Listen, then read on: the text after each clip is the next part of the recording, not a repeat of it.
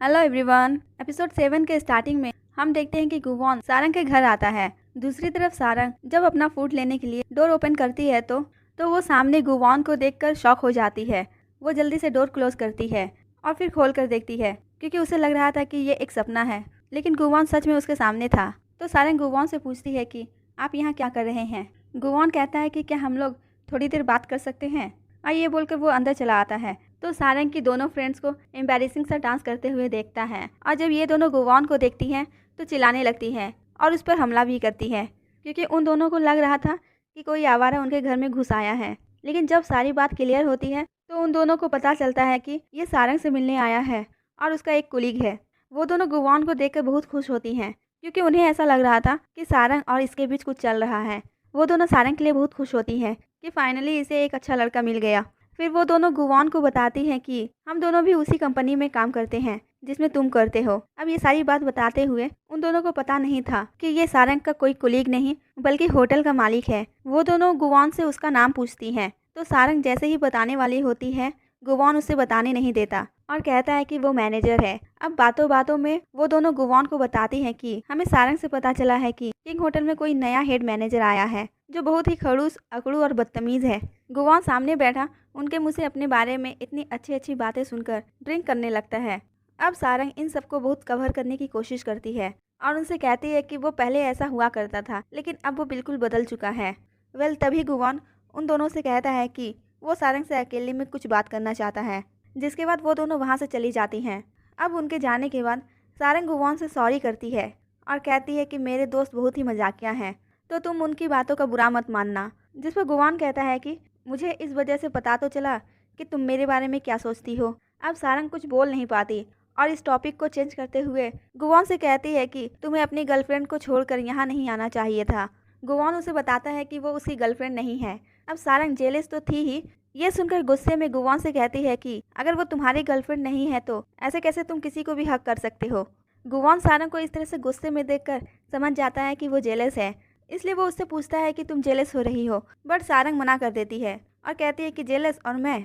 तो गुवॉन भी उससे कहता है कि तुम्हारी आंखों में साफ साफ नज़र आ रहा है कि तुम जेलस हो, इसलिए अब से मैं ध्यान रखूँगा कि मैं किसी को भी अपने आप को हक करने ना दूँ, ताकि तुम जेलस फील ना करो।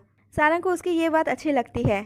गुवॉन के जाने से पहले वो दोनों गली में कुछ देर तक वॉक करते हैं, जहाँ गुवॉन सारंग से पूछता है कि हम डेट पर कब जा रहे हैं, जिस पर सारंग कहती है कि मैं सोच कर बताऊंगी। अब बात करते करते ये लोग घर तक पहुंच जाते हैं। तभी अचानक से एक बाइक सारंग से टकराने वाली होती है, तो गुवॉन उसे प्रोटेक्ट करता है। सारंग यहाँ पे बहुत शाय फील करती है और गुवॉन को वहाँ से जाने के लिए कहती है, लेकिन गुवॉन उसे एक राउंड वॉक करने के लिए और कहता है। लेकिन इस बार वो सारंग का हाथ पकड़कर वॉक करता है और सारंग से कहता है कि तुम इसका गलत मतलब मत समझना, मैंने तो सिर्फ इसलिए तुम्हारा हाथ पकड़ा है कि मैं तुम्हें प्रोटेक्ट करने की कोशिश कर रहा हूँ।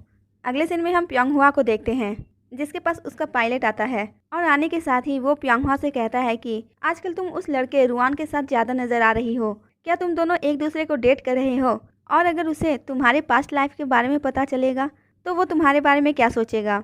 इतने में वहाँ रुआन आ जाता है और वो पायलट रुआन से बहुत उल्टी सीधी बातें करने लगता है और रुआन से पूछता है कि तुम उस लड़की के बारे में क्या सोचते हो जिसका कोई डर्टी पास्ट हो। रुआन उससे कोई जवाब नहीं देता और उसे वहाँ से भेज देता है। जिसके बाद वो प्योंगहुआ से कहता है कि अगर तुम्हें कोई भी प्रॉब्लम हो तो तुम मुझसे शेयर कर सकती हो, मैं तुम्हारी हेल्प करूँगा। वही हम सारंग को देखते हैं, जिसके पास उसकी पुरानी मैनेजर आई होती है प्रेस कॉन्फ्रेंस की ड्रेस देने के लिए। वो सारंग को बहुत सारी बातें सुनाने लगती है कि तभी वहाँ पर सारंग की नई मैनेजर आती है और उससे कहती है कि तुम्हें कोई हक नहीं है कि मेरे एम्प्लॉय से तुम इस तरह से बात करो। वो उससे कहती है कि सारंग आज जहाँ है वो उसकी काबिलियत और मेहनत की वजह से है, ना कि उसके लक की वजह से। मैनेजर की ये बात सुनकर वो अपना मुंह बनाते हुए वहाँ से चली जाती है। जिसके बाद सारंग प्रेस कॉन्फ्रेंस के लिए रेडी होती है और हुआरंग के पास जाती है। वहाँ उसे एक स्क्रिप्ट दी जाती है जो उसे प्रेस कॉन्फ्रेंस में बोलना होता है। एक्चुअली इस प्रेस कॉन्फ्रेंस का आइडिया हुआरंग का होता है, क्योंकि जो हेलीकॉप्टर सारंग को रेस्क्यू करने गया था उसमें बहुत सारा खर्चा आया था। तो हुआरंग इसका फ़ायदा उठाकर प्रेस कॉन्फ्रेंस बुलाती है ताकि वो पब्लिसिटी पा सके, और सारंग को बचाने का सारा क्रेडिट वो गुवॉन के बजाय खुद लेना चाहती थी। वहीं दूसरी तरफ गुवॉन डेटिंग प्लेसेस सर्च कर रहा होता है और ये सब सॉन्गसिक भी देख लेता है। गुवॉन जब देखता है कि सॉन्गसिक ये सब देख रहा है तो वो बहुत डर जाता है और उससे कहता है कि मैं तो सिर्फ चेक कर रहा था, कि हमारा होटल डेटिंग लिस्ट में है या नहीं। बट सॉन्गसिक समझ जाता है कि वो किसी को डेट के लिए ले जाना चाहता है, इसलिए वो गुवॉन को डेटिंग टिप्स देने लगता है। गुवॉन को डेटिंग की ABCD भी नहीं आती थी, इसलिए वो सॉन्गसिक की बातों को बहुत ध्यान से सुनता है और उसे सॉन्गसिक की बातें बहुत इंपॉर्टेंट लगती है। इसके बाद वो सारंग से मिलने आता है, लेकिन उसे पता चलता है कि सारंग प्रेस कॉन्फ्रेंस के लिए गई हुई है। इधर दूसरी तरफ प्रेस कॉन्फ्रेंस में हुआरंग सारा क्रेडिट खुद ले लेती है और उन सभी को बताती है कि उन्हें अपने एम्प्लॉय की कितनी ज़्यादा फिक्र है और वो एम्प्लॉय उनके लिए कितना इम्पोर्टेंट है। सारंग को यही कहा गया होता है कि वो मीडिया में सिर्फ हुआरंग का ही नाम ले, इसलिए ना चाहते हुए भी सारंग सब कुछ बोलने लगती है। तो वहाँ पर गुवॉन आता है और वो गुवॉन को देखकर मीडिया को हुआरंग के साथ गुवॉन का भी नाम बताती है और कहती है कि गुवॉन ने अपनी जान की परवाह किए बिना अपने एम्प्लॉय की जान बचाई है। वो सबके सामने गुवॉन को दिल से थैंक यू बोलती है।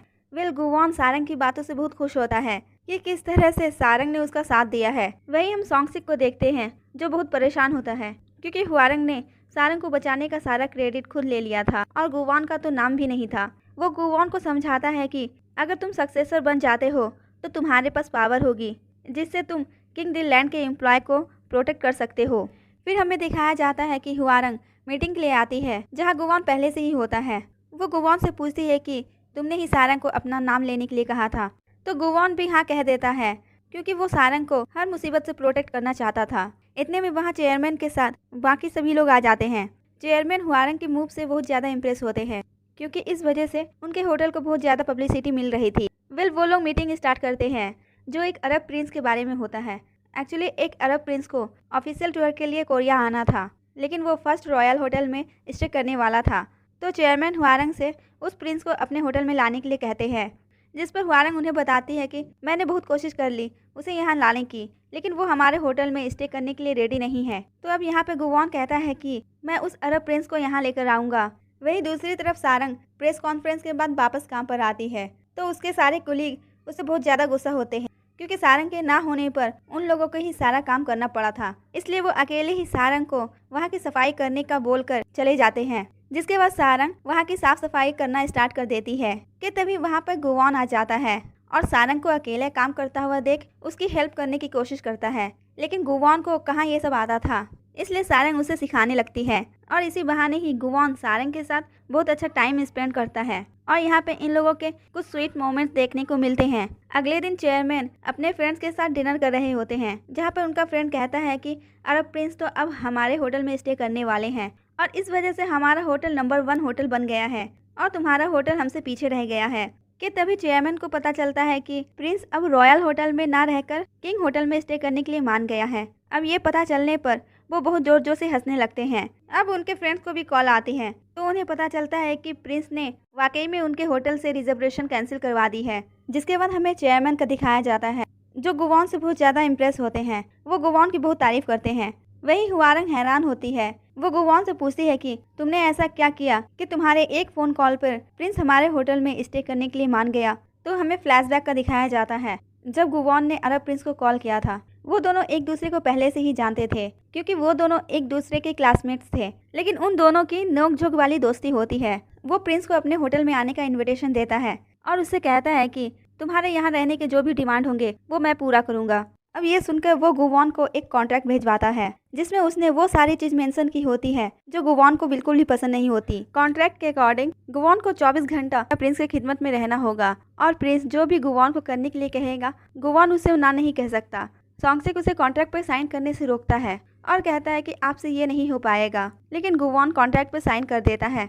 तो सॉन्गसिक कहता है कि जब आपने साइन कर ही दिया है तो क्यों ना प्रैक्टिकल कर लिया जाए। फिर वो अरब प्रिंस बनने की एक्टिंग करने लगता है और गुवॉन से अपने शूज उतारने के लिए कहता है। अब गुवॉन अपने ईगो को साइड रखकर उसके शूज उतारता है, लेकिन सॉन्गसिक की पिटाई के लिए। इसके बाद अरब प्रिंस किंग होटल आता है और गुवॉन उसका ड्राइवर बनकर आया होता है। प्रिंस गुवॉन को परेशान करने के लिए उसे डोर ओपन करने के लिए कहता है। गुवॉन को ना चाहते हुए भी उसकी बात माननी पड़ती है और ये सब देखकर प्रिंस बहुत ज़्यादा एंजॉय करता है। यहाँ पर सारंग प्रिंस को वेलकम करती है और उसे किंग होटल की तरफ से एक ब्रेसलेट गिफ्ट करती है और उससे इतनी स्वीटली बिहेव करती है कि अरब प्रिंस भी उस पर फिदा हो जाता है और वो सारंग को ही उस ब्रेसलेट को पहनाने के लिए कहता है। तो सारंग उसे वो ब्रेसलेट पहनाने वाली होती है। गुवॉन जेलेसी के मारे वो ब्रेसलेट सारंग के हाथों से ले लेता है और खुद उसे पहनाता है, जिसके बाद प्रिंस सारंग को अपने साथ लंच के लिए कहता है। नेक्स्ट सीन में प्रिंस लंच कर रहा होता है और वो सारंग को भी अपने पास बैठाकर लंच करने के लिए कहता है। अब चूंकि प्रिंस ने सारंग को अपनी स्पेशल सर्विस के लिए रखा था, इसलिए बातों बातों में वो उसे बताता है कि मुझे कोरियन इसलिए इतनी अच्छी आती है क्योंकि मेरा फर्स्ट लव कोरियन गर्ल ही थी, लेकिन उसने मुझे रिजेक्ट कर दिया। ये लोग बात कर ही रहे होते हैं कि तभी वहाँ पे गुवॉन आ जाता है। प्रिंस उसे वहाँ से बार बार जाने के लिए कहता है और उसे कहता है कि मैं सारंग के साथ अकेले टाइम स्पेंड करना चाहता हूँ। तो गुवॉन उसे कॉन्ट्रैक्ट के बारे में याद दिलाता है और कहता है कि कॉन्ट्रैक्ट के अकॉर्डिंग मैं तुम्हारे साथ 24 घंटा रहूंगा। अब ये दोनों एक दूसरे को इस तरह से घूरने लगते हैं जैसे दोनों एक दूसरे के जानी दुश्मन हो। अगले सीन में गुवॉन और सारंग एक साथ बैठे होते हैं। सारंग गुवॉन से कहती है कि तुम्हें होटल में आए गेस्ट को अच्छे से ट्रीट करना चाहिए ताकि वो दोबारा हमारे होटल में आकर स्टे कर सके। तो वो सारंग से कहता है कि तुम मुझे सिखाओ कि किस तरह से गेस्ट को ट्रीट किया जाता है। यहाँ पर सारंग उसे बहुत चीज़ें सिखाने लगती है। सबसे पहले वो उसे दिल से स्माइल करने के लिए सिखाती है। तो गुवॉन भी कोशिश करते करते एक बार दिल से स्माइल कर ही देता है। तभी वहाँ पर प्रिंस आता है और एक पेंटिंग देखता है जो एक पुराने पैलेस की होती है। वो सारंग से कहता है कि मैं यहाँ विजिट करना चाहता हूँ, जिसके बाद सभी लोग पैलेस को विजिट करने के लिए पहुँचते हैं और यहाँ पर भी प्रिंस की फ्लर्टिंग शुरू रहती है। लेकिन इसके बीच में गुवॉन आ जाता है। प्रिंस भी कहाँ कम था, वो गुवॉन को कॉफ़ी लाने का ऑर्डर देता है और खुद सारंग के साथ बैठकर बातें करने लगता है। वो सारंग से पूछता है कि क्या तुम्हारा कोई बॉयफ्रेंड है, कि इतने में वहाँ पे गुवॉन आ जाता है और इन दोनों को डिस्टर्ब कर देता है और इसी में इन दोनों की फनी सी नोकझोंक होने लगती है। तभी वो देखता है कि वहाँ पर एक ट्रेडिशनल वेडिंग इवेंट चल रहा है। प्रिंस कहता है कि वो भी इस सेरेमनी को देखना चाहता है और इसका एक्सपीरियंस लेना चाहता हूँ, इसलिए वो सारंग को अपनी ब्राइड बनने के लिए कहता है और उसे ये भी कहता है कि ये कोई रियल वेडिंग थोड़ी ना है। अब गुवॉन भी कहाँ चुप बैठने वाला था, वो सारंग को मना करता है। प्रिंस से कहता है कि तुम मेरे होटल से निकल जाओ। ये बोलकर वो कॉन्ट्रैक्ट फाड़ने लगता है, लेकिन सारंग उसे रोक देती है और ब्राइड बनने के लिए रेडी हो जाती है। गुवॉन को ये बर्दाश्त नहीं हो रहा था कि सारंग झूठा ही सही किसी और से शादी करे। कि तभी उसे एक आइडिया आता है। इसके बाद हमें ट्रेडिशनल वेडिंग का दिखाया जाता है जहाँ ब्राइड को बुलाया जाता है। तो एक पालकी में वेडिंग ड्रेस पहने सारंग आती है। ब्राइड को बुलाने के बाद ग्रूम को बुलाया जाता है और जब वेडिंग ड्रेस पहने ग्रूम आता है तो सारंग उसे देखकर हैरान हो जाती है क्योंकि वो अरब प्रिंस नहीं बल्कि गुवॉन होता है। और इसी के साथ ये एपिसोड यहीं पे ख़त्म होता है। आगे स्टोरी में क्या होने वाला है जानने के लिए मिलते हैं नेक्स्ट वीडियो में। और अगर आपको मेरी एक्सप्लेनेशन पसंद आए तो प्लीज़ लाइक से एंड सब्सक्राइब ज़रूर करें। Thanks for watching. Take care, bye bye.